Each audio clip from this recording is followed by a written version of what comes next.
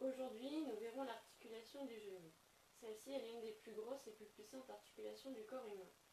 Dans l'articulation du genou sont impliqués principalement trois os. D'une part, l'os de la cuisse, le fémur, d'autre part, le tibia, et en troisième lieu, ici bien visible, en vue latérale, la patella, ou plus communément appelée la rotule. Le fémur est composé de deux condyles recouverts de cartilage articulaire. En regardant l'articulation du genou, on constate qu'elle est consolidée par une quantité de structures ligamentaires qui, tout simplement, empêchent que les éléments osseux de l'articulation du genou glissent trop fort les uns contre les autres. La rotule elle-même est encastrée dans un tendon, le tendon rotulien. Celui-ci part du haut jusqu'au tibia en passant par-dessus la rotule. Elle est quasiment encastrée dans ce tendon. En conséquence, elle est immobilisée.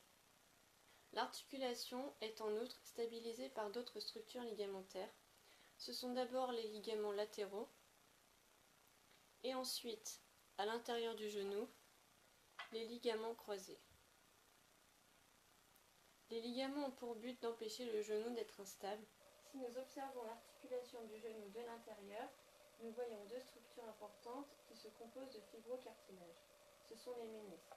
D'une part, le ménisque externe, de l'autre part, le ménisque interne. Ces ménisques ont une fonction importante, ils compensent les incongruences, autrement dit les inégalités entre les surfaces articulaires du fémur et du tibia, et permettent une meilleure répartition de la force dans le genou. Ainsi, nous remarquons que l'articulation n'est pas si simple que ça, elle est composée de nombreuses structures.